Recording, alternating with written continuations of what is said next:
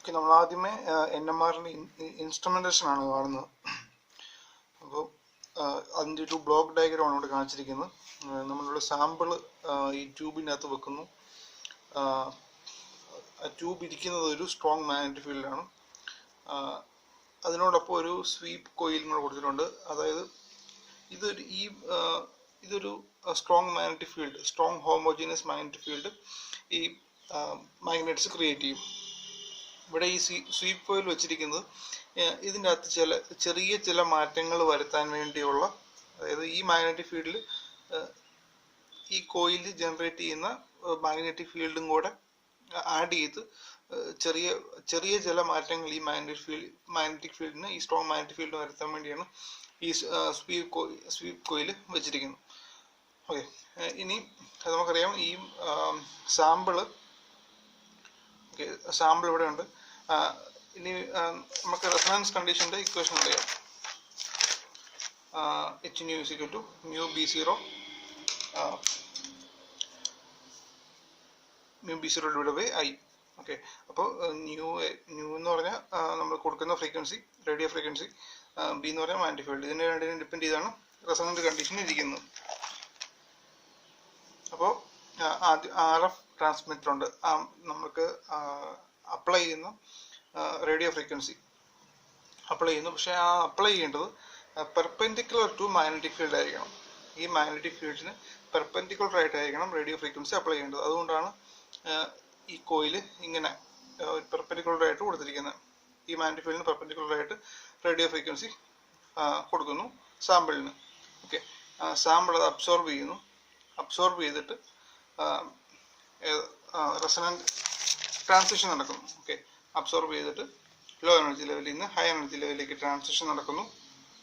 തിരിച്ച് high energy ലെവലിൽ നിന്ന് തിരിച്ച് ട്രാൻസിഷൻ നടക്കുന്നു. ഇവിടുന്ന് മണ്ടയിലോട്ട് പോയി, മണ്ടയിൽ നിന്ന് പോയത് തിരിച്ച് താഴോട്ട് ലോ എനർജി ലെവലിലേക്ക് തന്നെ വന്നു. അപ്പോൾ ഒരു റേഡിയേഷൻ എമിറ്റ് ചെയ്യും. ആ റേഡിയേഷനെ അബ്സോർബ് ചെയ്യാൻ വേണ്ടി RF റിസീവർ ഉണ്ട്. അത് ആ സിഗ്നൽ റിസീവ് ചെയ്യുന്നു, അത് ആംപ്ലിഫൈ ചെയ്യുന്നു. അത് നമ്മുടെ ഓസിലോസ്കോപ്പിൽ എടുത്ത് നമ്മൾ അതിൻ്റെ സ്പെക്ട്രം എടുക്കുന്നു. ഓക്കെ, ഇത്രയാണ് ഇൻസ്ട്രുമെന്റേഷൻ പാർട്ടിലുള്ളത്.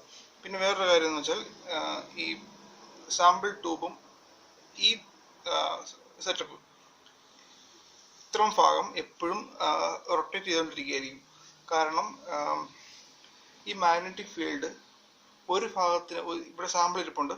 ഓക്കെ, അപ്പോൾ ആ സാമ്പിളിൻ്റെ ഒരു ഡയറക്ഷനിൽ അല്ലെങ്കിൽ ഒരു ഭാഗത്ത് മാത്രം കോൺസ്റ്റന്റ് ആയിട്ട് കിട്ടാൻ പാടില്ല, അല്ലെങ്കിൽ എല്ലാ ഭാഗത്തും യൂണിഫോം ആയിട്ട് കിട്ടാൻ വേണ്ടിയാണ് ഈ സാമ്പിൾ ട്യൂബ് എപ്പോഴും റൊട്ടേറ്റ് ചെയ്തുകൊണ്ടിരിക്കുന്നത്. ഓക്കെ,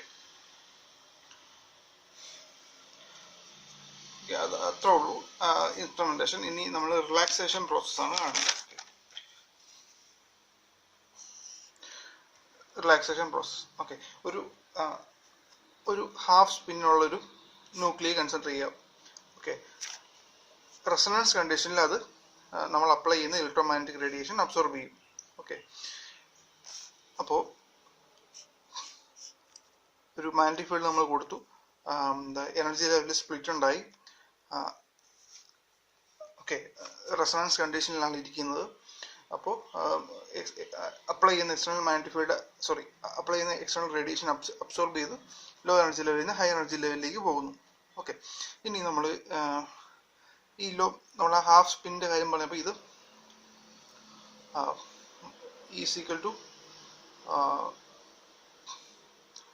മൈനസ് മ്യൂ B0യും ഇത് is equal to plus mu B0 ആയിരുന്നു. ഓക്കെ, ഇതിനെ ഈ സ്റ്റേറ്റിനെ ആൽഫ സ്റ്റേറ്റ് എന്നും ഈ സ്റ്റേറ്റിനെ ബീറ്റ സ്റ്റേറ്റ് എന്നും വിളിച്ചു. ഓക്കെ, ഇനി ഇവിടെയുള്ള ഇപ്പോൾ നമ്മളൊരു റെസൊണൻസ് കണ്ടീഷനിൽ അല്ലെങ്കിൽ ഒരു മാഗ്നറ്റിക് ഫീൽഡ് അപ്ലൈ ചെയ്തിരിക്കുകയാണ്. ഒരു മാഗ്നറ്റിക് ഫീൽഡ് അപ്ലൈ ചെയ്യുമ്പോൾ മാത്രമേ ഇങ്ങനെ സ്പ്ലിറ്റ് ഉണ്ടാകത്തുള്ളൂ. ഓക്കെ, അപ്പോൾ ഈ സ്റ്റേറ്റിൽ നമുക്ക് ഇപ്പോൾ കുറേ സ്പിന്നുണ്ടെന്ന് വിചാരിക്കാം. ഓക്കെ, എല്ലാ സ്പിന്നും ഈ മാഗ്നറ്റിക് ഫീൽഡിനോട് അലൈൻ ചെയ്തായിരിക്കും ഇരിക്കുന്നത്. ഒരിക്കലും അങ്ങനെ ആയിരിക്കില്ല. ഓക്കെ, എല്ലാ സ്പിന്നും മാഗ്നറ്റിക് ഫീൽഡിനോട് അലൈൻ ചെയ്യില്ല. ഓക്കെ, മാഗ്നറ്റിക് ഫീൽഡിനോട് അലൈൻ ചെയ്യുന്നവരെല്ലാം ഓക്കെ, ഒന്നെങ്കിൽ ഇൻ ഡയറക്ഷൻ ഓഫ് മാഗ്നറ്റിക് ഫീൽഡോ അല്ലെങ്കിൽ ഓപ്പോസിറ്റ് ഡയറക്ഷൻ ഓഫ് മാഗ്നറ്റിക് ഫീൽഡോ ആയിരിക്കും alignment. Okay, in direction of magnetic field apply ചെയ്യുന്നവരെല്ലാം ഇവിടെ കാണും.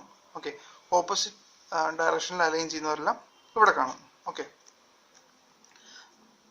ഓക്കെ പക്ഷെ ഇൻ ഡയറക്ഷൻ ഓഫ് മാഗ്നറ്റിക് ഫീൽഡിൽ അലൈൻ ചെയ്യുന്നവരുടെ എണ്ണമായിരിക്കും കൂടുതൽ. ഓക്കെ, ആ നമ്പർ ഓഫ് സ്പിൻസ്, അതായത് നമ്മുടെ സാമ്പിളിൽ ഒരുപാട് ന്യൂക്ലിയ ഉണ്ട്. ആ ന്യൂക്ലിയ, ഓരോ ന്യൂക്ലിയക്കും സ്പിന്നുണ്ട്. ആ ഇപ്പം മാഗ്നറ്റിക് ഫീൽഡ് അപ്ലൈ ചെയ്ത് കഴിയുമ്പോഴത്തേനും ആ സ്പിന്നുകളെല്ലാം മാഗ്നറ്റിക് ഫീൽഡിനോട് ഇൻ ഡയറക്ഷനായിട്ടോ അല്ലെങ്കിൽ ഓപ്പോസിറ്റ് ഡയറക്ഷനിലോ അലൈൻ ചെയ്യപ്പെടും. അപ്പോൾ in direction of magnetic field align ചെയ്യുന്നവരെ അവരുടെ എണ്ണം നമ്പർ N1 എന്ന് വിളിച്ചു. ഓപ്പോസിറ്റ് ഡയറക്ഷനിൽ അലൈൻ ചെയ്യുന്നവരുടെ എണ്ണം N2 എന്ന് വിളിച്ചു. ഓക്കെ, ഇനി ഒരു ട്രാൻസിഷൻ പ്രോബബിലിറ്റി, ഓക്കെ, ഒരു ടേം കൂടെ കൊണ്ടുവരണം. ട്രാൻസിഷൻ പ്രോബബിലിറ്റി, അതായത് ഒരു ഫ്രീക്വൻസി നമ്മൾ കൊടുക്കുന്ന ഒരു എക്സ്റ്റേണൽ ഫ്രീക്വൻസി കൊടുത്തു, അത് അബ്സോർബ് ചെയ്ത് ഹയർ എനർജി ലെവലിലേക്ക് പോകാനുള്ള പ്രോബബിലിറ്റിയും ഹയർ എനർജി ലെവലിൽ നിന്ന് ഒരു ഫ്രീക്വൻസി എമിറ്റ് ചെയ്ത് താഴോട്ട് വരാനുള്ള പ്രോബബിലിറ്റിയും, അബ്സോർബ് ചെയ്തിട്ട് മുകളിലോട്ട് പോകാനുള്ള പ്രോബബിലിറ്റിയും മുകളിൽ നിന്ന് എമിറ്റ് ചെയ്ത് താഴോട്ട് വരാനുള്ള പ്രോബബിലിറ്റിയും രണ്ടും ഏകദേശം സെയിം ആണ്. ഓക്കെ, അതായത് ട്രാൻസിഷൻ പ്രോബബിലിറ്റികൾ രണ്ടും സെയിം ആണ്. ഓക്കെ, ഇങ്ങോട്ട് പോകാനും തിരിച്ചു വരാനുള്ള ട്രാൻസിഷൻ പ്രോബബിലിറ്റീസ് സെയിം ആണ്. ഓക്കെ, അപ്പോൾ അതൊരു കണ്ടീഷൻ. നമ്മളിപ്പോൾ ആദ്യം പറഞ്ഞത് നമ്പർ, എത്ര സ്പിൻസിൻ്റെ നമ്പർ പറഞ്ഞു, N1 N2 എന്ന് പറഞ്ഞു. ഇതിനെ ആൽഫ സ്റ്റേറ്റ്, ഇതിനെ ബീറ്റ സ്റ്റേറ്റ് എന്ന് വിളിച്ചു. ആൽഫയിൽ നിന്ന് ബീറ്റയിലേക്ക് പോകാനുള്ള പ്രോബബിലിറ്റിയും ബീറ്റയിൽ നിന്ന് ആൽഫയിലേക്ക് വരാനുള്ള പ്രോബബിലിറ്റിയും രണ്ടും സെയിം ആണെന്നും പറഞ്ഞു. ഓക്കെ, ഇനി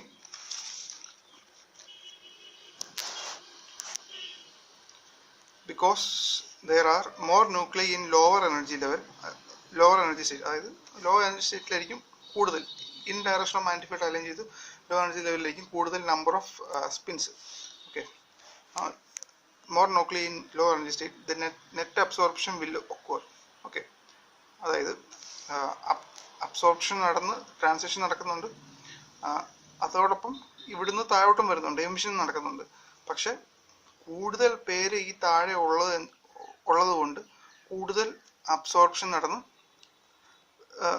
മേളിലേക്ക് ട്രാൻസിഷൻസ് ആയിരിക്കും കൂടുതൽ നമ്പർ നടക്കുന്നത്. ഓക്കെ, മേളിൽ കുറച്ച് ആൾക്കാരേ ഉള്ളൂ. ഇപ്പം മേളിൽ നിന്ന് താഴോട്ട് വരുന്നേക്കാൾ കൂടുതൽ മുകളിൽ താഴെ നിന്ന് മേളിലോട്ട് പോകുന്നതായിരിക്കും നമ്പർ ഓഫ് ട്രാൻസിഷൻ കൂടുതൽ. ഓക്കെ, അപ്പോൾ അതായത് നമ്പർ ഓഫ് താഴെ നിന്ന് മേളിലോട്ട് പോകുന്നതിൻ്റെ എണ്ണം കൂടുതൽ എന്ന് പറഞ്ഞാൽ നെറ്റ് അബ്സോർപ്ഷൻ ആണ് കൂടുതൽ എന്ന് പറയും. അബ്സോർപ്ഷൻ എമിഷനും കമ്പയർ ചെയ്യുവാണെങ്കിൽ താഴത്തെ ലെവലിൽ ആൾക്കാർ കൂടുതലുള്ളത് കൊണ്ട് നെറ്റ് അബ്സോർപ്ഷൻ കൂടുതലാണെന്ന് പറയാം. Okay, so consequently N2 population will increase and thus difference between N1 and N2 will decrease with time. Okay, അപ്പോൾ അങ്ങനെയാണെങ്കിൽ ഇവിടുന്ന് കൂടുതൽ പേര് മണ്ടയിലോട്ട് കയറിക്കൊണ്ടിരിക്കുകയാണ്, അബ്സോർപ്ഷൻ നടത്തി കൂടുതൽ പേര് മണ്ടയിലോട്ട് കയറിക്കൊണ്ടിരിക്കുകയാണ്. അതായത് N2ൻ്റെ നമ്പർ കൂടിക്കൊണ്ടിരിക്കുകയാണ്. ഓക്കെ, N2ൻ്റെ നമ്പർ സമയം പോയ N2ൻ്റെ നമ്പർ കൂടിക്കൊണ്ടിരിക്കുകയാണ്, N1ൻ്റെ നമ്പർ കുറഞ്ഞുകൊണ്ടിരിക്കുകയാണ്. അപ്പോൾ ആദ്യമേ ഇവർ N1ഉം N2ഉം തമ്മിൽ നല്ലൊരു വ്യത്യാസം ഉണ്ടായിരുന്നു നമ്പറിൽ. പക്ഷെ പോകെ ഈ N1 N2 ഡിഫറൻസ് കുറഞ്ഞു വരും, കാരണം N2ൻ്റെ നമ്പർ അവിടുത്തെ പോപ്പുലേഷൻ കൂടിക്കൊണ്ടിരിക്കുകയാണ്. Okay, thus electromagnetic energy absorbed by the sample should decrease and ultimately become zero. അതായത് ഹയർ ലെവലിലെ പോപ്പുലേഷൻ കൂടിക്കൊണ്ടിരിക്കുകയാണ്. ഓക്കെ, ഹയർ ലെവലിലെ പോപ്പുലേഷൻ കൂടി കുറച്ച് കഴിയുമ്പോൾ ഈ N1ഉം N2ഉം സെയിം ആയെന്ന് വിചാരിച്ചു. ഓക്കെ, പക്ഷെ ആ N1ഉം N2ഉം സെയിം ആയ സമയത്ത് നമ്മുടെ വേറൊരു കണ്ടീഷൻ നമ്മുടെ കയ്യിലുണ്ട്, ട്രാൻസിഷൻ പ്രോബബിലിറ്റി. അതായത് രണ്ട് ആൽഫയിൽ നിന്ന് ബീറ്റയിലേക്ക് പോകാനുള്ളതും ബീറ്റയിൽ നിന്ന് ആൽഫയിലേക്ക് പോകാനുള്ള പ്രോബബിലിറ്റി രണ്ട് സെയിം ആണെന്നാണ് പറഞ്ഞു. ഓക്കെ, അപ്പോൾ ഒരു നെറ്റ് അബ്സോർപ്ഷൻ എന്ന് പറഞ്ഞ ആദ്യത്തെ കണ്ടീഷൻ ഇതിൻ്റെ രണ്ടിനും നമ്പർ സെയിം ആയി കഴിയുമ്പോൾ കാണത്തില്ല, കാരണം രണ്ടിനും നമ്പർ സെയിം ആയി, ട്രാൻസിഷൻ പ്രോബബിലിറ്റി സെയിം ആണ്. അപ്പോൾ ഇവിടെ അബ്സോർബ് ചെയ്ത് മണ്ടയിലോട്ട് പോകുന്നുണ്ട്, അതോടൊപ്പം മണ്ടയിൽ നിന്ന് താഴോട്ട് വന്ന് ഒരു എമിഷൻ നടക്കുന്നുണ്ട്. അപ്പോൾ ഒരു നെറ്റ് അബ്സോർപ്ഷൻ എന്ന കേസ് അവിടെ ഇല്ല. ഓക്കെ, അതോട് അബ്സോർപ്ഷൻ നടക്കുന്നതോടൊപ്പം എമിഷൻ നടക്കുന്നുണ്ട്. അപ്പോൾ ഒരു നെറ്റ് അബ്സോർപ്ഷൻ എന്ന് പറയുന്ന ഒരു കണ്ടീഷൻ അവിടെ ഇല്ല. ഓക്കെ, ഇങ്ങനെയാണ് നമ്മൾ എക്സ്പെക്ട് ചെയ്തുകൊണ്ടിരുന്നത്.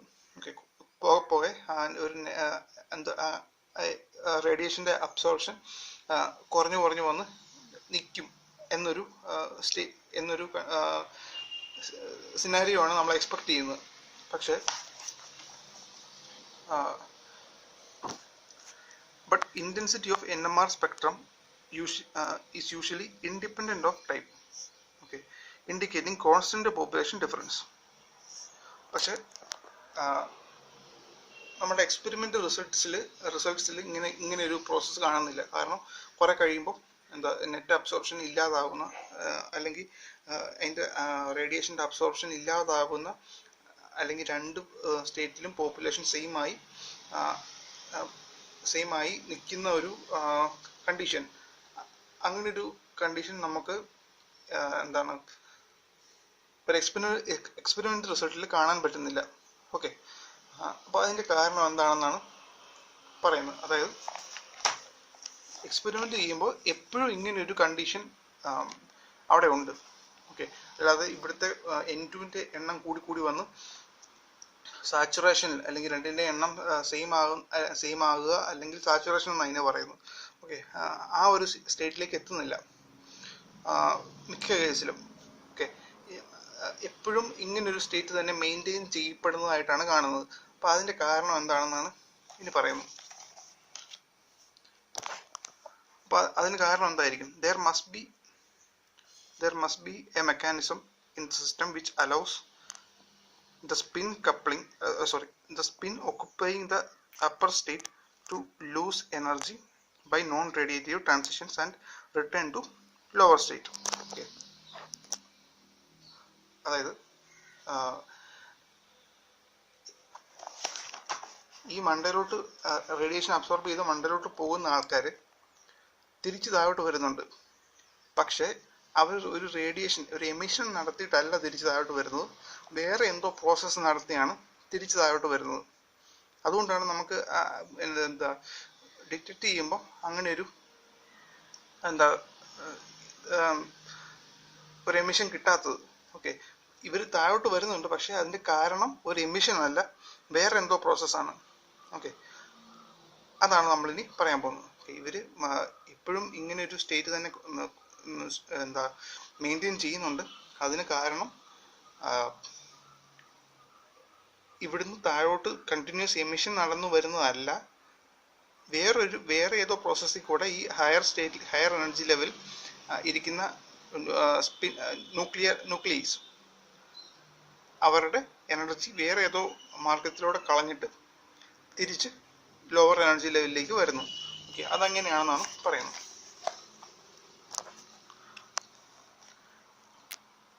Lose their energy by non-radiative transition ഉണ്ട്, പക്ഷെ നോൺ റേഡിയേറ്റീവ് ആണ്. The transfer of energy from the spin system to other okay, അതായത് ഇനി എങ്ങനെയായിരിക്കും ആ നോൺ റേഡിയേറ്റീവ് ട്രാൻസിഷൻ നടക്കുന്നത്? അതായത് ഇപ്പോൾ നമ്മൾ സ്പിന്നിൻ്റെ കേസ് മാത്രമേ ഇവിടെ കൺസിഡർ ചെയ്യുന്നുള്ളൂ, പക്ഷെ വേറെ പല ടൈപ്പ് വേറെ ഡിഗ്രീസ് ഓഫ് ഫ്രീഡം കാണും.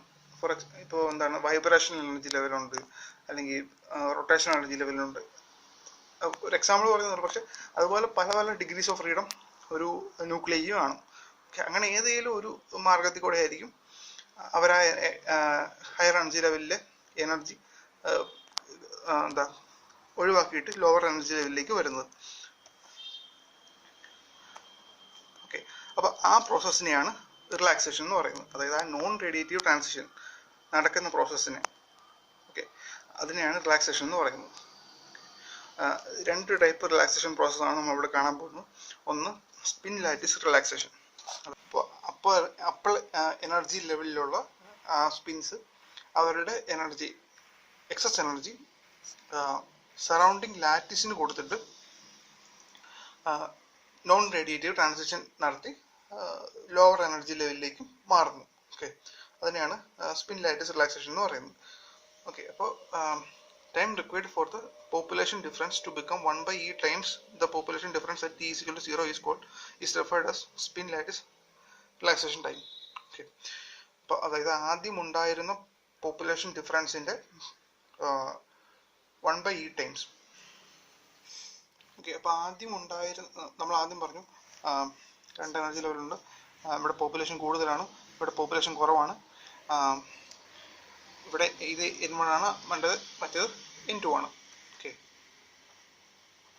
ഓക്കെ, N2ൻ്റെ എണ്ണം കൂടിക്കൂടി വരുവാണ്. വേറെ എന്താ N1ൻ്റെയും അങ്ങനെ N2ൻ്റെ എണ്ണം കൂടിക്കൂടി N1ൻ്റെയും N2ൻ്റെയും എണ്ണം സെയിം ആയിട്ട് സാച്ചുറേഷനിലെത്തും എന്നാണ് പറഞ്ഞത്. പക്ഷെ അങ്ങനെ നടക്കുന്നില്ല. ലോവർ എനർജി ലെവലിൽ പോപ്പുലേഷൻ കൂടുതലാണ്, എപ്പോഴും ഹയർ എനർജി ലെവലിൽ പോപ്പുലേഷൻ കുറവുമാണ്.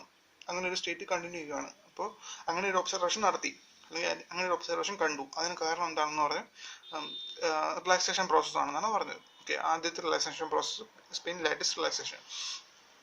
അതായത് എനർജി നോൺ റേഡിയേറ്റീവ് ട്രാൻസിഷൻ നടത്തി ഒരു എമിഷൻ നടക്കുന്നില്ല, പക്ഷെ ഒരു നോൺ റേഡിയേറ്റീവ് ട്രാൻസിഷൻ നടത്തി ഈ ഹയർ എനർജി ലെവലിലേക്ക് വന്നുകൊണ്ടിരിക്കുന്ന, അബ്സോർബ് ചെയ്ത് ഹയർ എനർജി ലെവലിലേക്ക് വന്നുകൊണ്ടിരിക്കുന്ന ന്യൂക്ലിയസ് സിസ്റ്റം, ഹയർ എനർജി ലെവലിലേക്ക് വന്നുകൊണ്ടിരിക്കുന്ന ന്യൂക്ലിയസ് നോൺ റേഡിയേറ്റീവ് ട്രാൻസിഷൻ നടത്തി തിരിച്ച് ലോ എനർജി ലെവലിലേക്ക് തന്നെ വരുന്നുണ്ട്. അപ്പോൾ എപ്പോഴും ഈ ലോ എനർജി ലെവല് എണ്ണം അല്ലെങ്കിൽ N1ൻ്റെ എണ്ണം കൂടുതലായിട്ടിരിക്കും. ഓക്കെ, ഇനി time required for the population difference to become 1/e times the population difference at t equal to 0 is referred to as spin lattice relaxation time. Okay, താഴോട്ട് വരുന്നുണ്ട്, പക്ഷെ അതിനർത്ഥം എപ്പോഴും N1 കോൺസ്റ്റന്റ് ആയിരിക്കും എന്നല്ല. ഓക്കെ, എപ്പോഴും N1 ഒരു കുറവുണ്ടാകുന്നുണ്ട്, പക്ഷെ ആ കുറവിന് വലിയ ഒരു കുറവായിട്ട് മാറ്റാതിരിക്കുന്നവരാണ് ഈ നോൺ റേഡിയേറ്റീവ് ട്രാൻസിഷൻ വഴി തിരിച്ചു വരുന്ന, അല്ലെങ്കിൽ സ്പിൻ ലാറ്റിസ് റിലാക്സേഷൻ വഴി തിരിച്ചു വരുന്ന സ്പിൻസ് ആണ്. ഓക്കെ, ഇനി അങ്ങനത്തെ ഇവർ തമ്മിലുള്ള ഡിഫറൻസ് 1/e ടൈംസ് ഇനീഷ്യൽ കണ്ടീഷനിൽ ഉണ്ടായിരുന്ന പോപ്പുലേഷൻ ഡിഫറൻസിന്റെ 1/e ടൈംസ് ആകുന്ന സമയത്തിനെയാണ് സ്പിൻ ലാറ്റിസ് റിലാക്സേഷൻ ടൈം എന്ന് പറയുന്നത്. ഓക്കെ, അതിന് T1 എന്ന് പറയും. ഇതിന്റെ വേറൊരു പേരാണ് ലോങ്ങിറ്റ്യൂഡിനൽ റിലാക്സേഷൻ. അതിന്റെ ഓർഡർ എന്ന് പറഞ്ഞത് 10⁻⁻² സോളിഡ്സിന് 10⁻² തൊട്ട് 10⁻⁴ സെക്കൻഡ്സ് വരെയും ലിക്വിഡ്സിന് 10⁻⁴ തൊട്ട് 10 സെക്കൻഡ്സ് വരെയാണ്. അതായത് പോപ്പുലേഷൻ ഡിഫറൻസ് ഉണ്ടായിരുന്നു, ഒരു 100 ആണെന്ന് വിചാരിച്ചു. ഓക്കെ, 100ൻ്റെ 1/e ടൈംസ് ആകാൻ എടുത്ത സമയം, അതാണ് റിലാക്സേഷൻ ടൈം. ഓക്കെ, ഈ റിലാക്സേഷൻ ടൈം വളരെ വലുതാണെങ്കിൽ,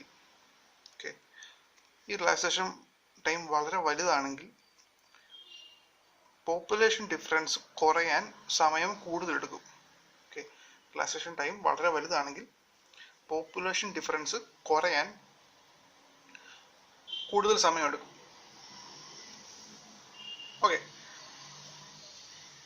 പക്ഷെ അതേ സമയത്ത് എന്താ നടന്നുകൊണ്ടിരിക്കുന്നത്? ഈ റേഡിയേഷൻ അബ്സോർബ് ചെയ്ത് ലോ എനർജി ലെവലിൽ നിന്ന് ഹൈ എനർജി ലെവലിലേക്ക് ട്രാൻസിഷൻസ് അപ്പോഴും നടന്നുകൊണ്ടിരിക്കുകയാണ്. ഓക്കെ, ലോ എനർജി ലെവലിൽ നിന്ന് ഹൈ എനർജി ലെവലിലേക്ക് നമ്മൾ റേഡിയോ ഫ്രീക്വൻസി കൊടുത്തുകൊണ്ടിരിക്കുന്നത്. അപ്പോൾ ഈ ഹയർ എനർജി ലെവലിൽ നിന്ന് ലോ എനർജി ലെവലിൽ നിന്ന് ഹയർ എനർജി ലെവലിലേക്ക് ട്രാൻസിഷൻ നടന്നുകൊണ്ടിരിക്കും. ഓക്കെ, പക്ഷെ ഇവിടെ എന്താണെന്ന് റിലാക്സേഷൻ പ്രോസസ് എന്ന് പറഞ്ഞാൽ ഇവിടുത്തെ പോപ്പുലേഷൻ കുറയാതെ പിടിച്ചു നിർത്തുന്ന ആളാണ് relaxation process. Non radiative transition വഴി ഇവിടുന്ന് തിരിച്ച് താഴോട്ട് വരുന്നു. പക്ഷെ ഇവിടുന്ന് തിരിച്ച് താഴോട്ട് വരാനുള്ള എടുക്കുന്ന സമയം ഇൻഡയറക്ട്ലി അതാണല്ലോ സൂചിപ്പിക്കുന്നത്. ഇവിടുന്ന് തിരിച്ച് 1/e ആ പോപ്പുലേഷൻ ഡിഫറൻസ് 1/e ആക്കാൻ എടുക്കുന്ന സമയം അത് കൂടുതലാണെങ്കിൽ, ഓക്കെ, ഇപ്പോൾ 10⁻⁴ ആണെന്ന് വിചാരിച്ചു. Okay, population difference 1/e times ആകാൻ എടുക്കുന്ന സമയം 10⁻⁴ ആണ് എന്ന് വെച്ചാൽ ഈ റിലാക്സേഷൻ ടൈം വളരെ കൂടുതലാണ്. അതായത് ഇവിടുത്തെ പോപ്പുലേഷൻ കുറയാതെ പിടിച്ചു നിർത്തുന്ന പ്രോസസ്സ് കുറയാതെ പിടിച്ച് നിർത്തുന്ന പ്രോസസ്സ് പയ്യെ നടക്കുകയുള്ളൂ. ഓക്കെ, അതായത് ഈ താഴോട്ട് വരുന്ന പ്രോസസ്സ് പയ്യെ നടക്കുകയുള്ളൂ. അതിൻ്റെ അർത്ഥം എന്താണ്? ഇവിടെ മണ്ടയിലോട്ട് പോകുന്നതിൻ്റെ എണ്ണം, ഇവിടെ റേഡിയേഷൻ അബ്സോർബ് ചെയ്ത് മണ്ടയിലോട്ട് കയറിക്കൊണ്ടിരിക്കുകയാണ് ഇപ്പോഴും ആൾക്കാർ, പെട്ടെന്ന് കയറിക്കൊണ്ടിരിക്കുകയാണ്. പക്ഷെ അതനുസരിച്ച് താഴോട്ടിറക്കം നടക്കുന്നില്ല. താഴോട്ടിറക്കം നടക്കുന്നില്ലെങ്കിലോ സാച്ചുറേഷൻ വരും, രണ്ടിലെയും പോപ്പുലേഷൻ സെയിം ആവും. അപ്പോൾ പിന്നെ ഒരു റേഡിയേഷൻ അബ്സോർബ് ചെയ്യാതെ ഇരിക്കുന്ന ഒരു കണ്ടീഷൻ വരും. ഓക്കെ, അത് ഒരു ഓർത്തിരിക്കേണ്ട ഒരു പോയിന്റാണ്. ഓക്കെ, ഇനി വേറൊരു ടൈപ്പ് റിലാക്സേഷൻ ആണ് സ്പിൻ റിലാക്സേഷൻ. അതായത് രണ്ട് occur by direct interaction of two spins. അതായത് രണ്ട് അടുത്തടുത്തിരിക്കുന്ന രണ്ട് സ്പിൻ സ്റ്റേറ്റ്സ് തമ്മിൽ അവരുടെ എനർജി കൈമാറ്റം നടത്തി നോൺ റേഡിയേറ്റീവ് ട്രാൻസിഷൻ നടത്തി ലോവർ എനർജി സ്റ്റേറ്റിലേക്ക് വരുന്നു. ഓക്കെ, അതായത് ഇപ്പോൾ രണ്ട് എനർജി ഇവിടെ പറഞ്ഞിട്ടുണ്ട്. അത് consequently initially the spins have common phase. ആദ്യം ആ സ്പിൻസ് എല്ലാം ഒരേ ഫേസിലായിരിക്കും ഇരിക്കുന്നത്. പക്ഷെ ഈ എനർജി ട്രാൻസ്ഫർ നടത്തി കഴിയുമ്പോഴത്തേനും അവർ റാൻഡം ആവും. Okay, random in course of time. സമയം പോകുന്നതോറും ഈ എനർജി ട്രാൻസ്ഫർ ഉള്ള എനർജി അപ്പുറത്തിരിക്കുന്ന ആൾക്ക് കൊടുത്തിട്ടാണ് താഴോട്ടിറങ്ങി പോരുന്നത്. ഓക്കെ, അപ്പോൾ ആ ഫേസ് ഇൻ ഫേസ് എന്ന് പറഞ്ഞ കണ്ടീഷൻ നഷ്ടപ്പെടും, അവർ ഡീഫേസ്ഡ് ആവും. അപ്പോൾ ആ ഡീഫേസിങ് ടൈമിനെയാണ് സ്പിൻ റിലാക്സേഷൻ ടൈം എന്ന് പറയുന്നത്. അതിൻ്റെ റേഞ്ച് സോളിഡ്സിന് 10⁻⁴ സെക്കൻഡ്സിൻ്റെ ഓർഡറിലാണ്, ലിക്വിഡ്സിന് അത് T1 അതേ ഓർഡറിലാണ്. ഇതിനെ ട്രാൻസ്വേഴ്സ് റിലാക്സേഷൻ എന്ന് പറയും. അതിന് T2 എന്ന് റെപ്രസെൻറ്റ് ചെയ്യുന്നത് T2 T1 ഓർഡറിലാണ്. T1 ഓർഡർ എന്ന് പറഞ്ഞാൽ 10⁻⁴ 10 സെക്കൻഡ്സ് വരെയുള്ള ഓർഡർ തന്നെയാണ് spin relaxation time. Okay, shape of spectral lines ഈ റിലാക്സേഷൻ ടൈമിനെ ഡിപ്പെൻഡ് ചെയ്താണ് ഇരിക്കുന്നത്. ഓക്കെ, അത് സ്പെക്ട്ര കാണുമ്പോൾ കൂടുതൽ മനസ്സിലാവും. പോകെ നമ്മൾ സ്പെക്ട്ര കാണും. Okay, the relaxation time is very long. Okay, അതായത് മുമ്പേ പറഞ്ഞ case, very long relaxation time. The lower state being repopulated at a slow rate resulting in saturation. അതായത്